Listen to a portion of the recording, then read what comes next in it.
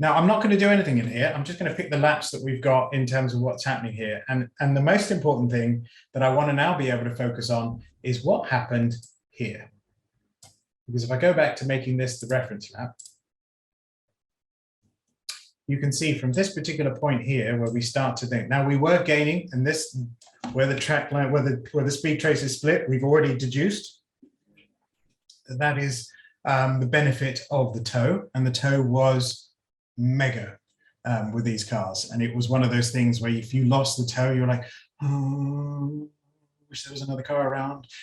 It was, sorry for the terrible sort of description of how the car was, but in many instances, there are other aspects in terms of what's happening here. And I think it's important to be able to have a look at certain key aspects, because what happens here is, even though I've got the tow, and even though the lift isn't necessarily dramatically different, it is, I rolled a bit more speed here. I got more and more confident as we went through, I promise. But you can see that the lift is earlier and more severe here in relation going to this particular corner. So much so that the car didn't have a brake sensor, but you can also see that it sort of triggered the fact that even with 0.3 of a G indicating that the car is slowing down, of which I promise at this point we weren't on the brake, it's just there was another variable at play, it slowed the car down. And just look what it did, not only to the speed here, but also to the revs of the car.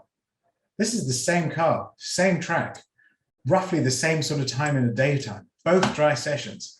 And the car dropped 500 RPM at this particular point, just based on this particular lift here versus this lift here. Now, granted, there was a bit of a draft, but the RPMs dropped and the speed dropped considerably. And then when we take this point here, I'm going to use a tool that oftentimes gets used. I'm going to use that, and I'm going to show you, we'll get to the Camel Straight. So the index here says that I lost a whopping one, the delta moves to, the transition is a second. And so you're like, okay, that's quite a considerable amount of time that I've just lost from this simple lift. Now the question is why? So this is where we go back to the data and movies, and we just look at something slightly different. And this, I'm going to turn off that delta function, is where we start looking at, if anyone's been to Spa, or anyone's played it on iRacing, you've seen where it is, this is the approach, right? You come in here, you pop your car over here, you drive up the hill. But if you actually walk it, it's like walking up a mountain. It feels like it is like I would say 12 stories, if not more, in terms of performance. So as you drive the car up through here and you face up this way, just look at how steep that hill is that's there. This just gives you an idea in terms of perspective as to where you are. And so when you think about the geography of the track, any lift that is done associated with this particular hill, if you dip the clutch at this particular point on track, the car would roll backwards quite severely. And so any instance where you want to maintain momentum suggests that you don't need, you shouldn't lift at all. And some of the absolute wicked fast drivers, and we all built up to get there by the end of our session, were there flat through that particular area because it had such a material impact in terms of performance. So it's really important when you use the video. The third scenario is to be able to start having a look at the geography of the track that you're on as well. And video, in my opinion, does some of the best job of being able to pinpoint where that is. Now, you might say, well, hold on a second, I could do a track walk, which, believe you me, is a wonderful thing to be able to do at any track. I love doing a track walk. But a track walk doesn't really help you when you're saying, where exactly am I changing it? Where exactly am I applying the brake? Where exactly am I going back to throttle? So by being able to load that geography on top of the inputs that are coming from the car allows you to be able to change your decision. Now, one of the things that we slowly worked up to is that we knew at this point, and I'm going to take a slight sort of detour here because I want to be able to demonstrate how we learned from this as we were at Spa. Now, what we did was we also had another commitment corner, which was called Blanchiment, which is this very fast left-hander. And just to give you an idea what it looks like, I'll play the video. And you'll notice that we use all the track on the right-hand side to be able to be as flat as we can through there. Now, notice the difference between these videos. If I scroll this backwards, as I progressed in terms of confidence and speed, I didn't lift very much. So you can see here, look how much of the throttle is a lift here versus the throttle is lifted here. And you can see what material impact that has in terms of the revs and the speed going through there. So that little lift, or this is a 3/4 lift, this is a quarter lift or a third lift, depending on what you have, has taken 10 kilometers an hour off that particular corner that is there. Now, the difference here is that we were talking as a team saying, okay, well, it's brilliant to get up to speed in terms of confidence through there. And if anyone who watches this who drives a fun car goes, it's totally flat through there, you're absolutely right. But building up the confidence to be able to do so was something that we all worked on. But the difference here is that the bus stop, which is the last corner, isn't very far away. So if I take that Delta tool again and I just move it to this particular point, oops, you can see, I can't put it here. The delta isn't huge in terms of the difference there. We're talking 2/3 of a second, not a second itself.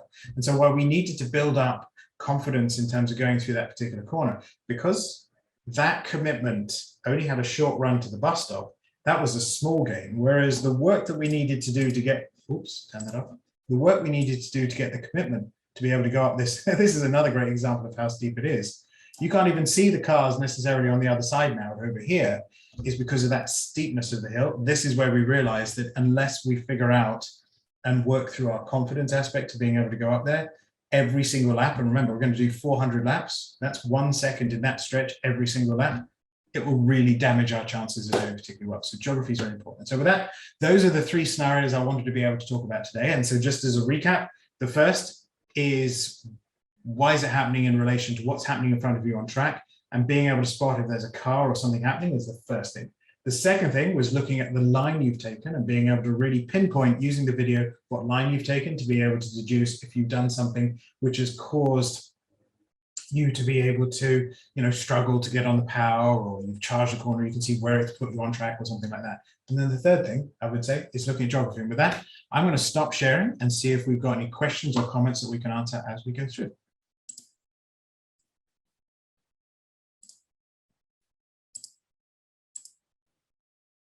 So let's have a look. So we've got some comments as well. Absolutely. So Peter has described to me kind of that it's geography or topography, which is absolutely right. Which I think it's sort of super useful. And again, if any of you run any tracks that are anything but flat, understanding the geography is hugely useful. That is there. Any other questions that anyone has? Usually it starts off a little bit and then people start asking questions. Anything that people use this for differently than necessarily the 3 that we potentially identified?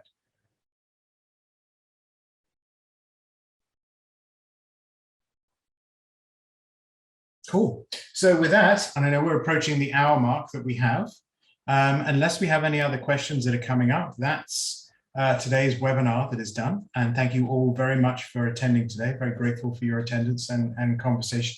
I think over time, as we start to see many of us within the community of those who love data with AIM and the video and the data together, there will be more and more examples of how to be able to use the video and data together. I think it's going to be fascinating to be able to see very much along the lines of how people use it for things like vehicle health and vehicle dynamics as well. So I think that's going to be an interesting sort of characteristic. The 3 that I really looked at are probably the bluntest of instruments that video can be able to help you with. But yeah, over time, as this develops, I think these webinars will get more interesting. And with that, I will say thank you to everyone for attending. I'll leave this on for another minute or so should there be any other questions. But with that, thanks all very much for watching.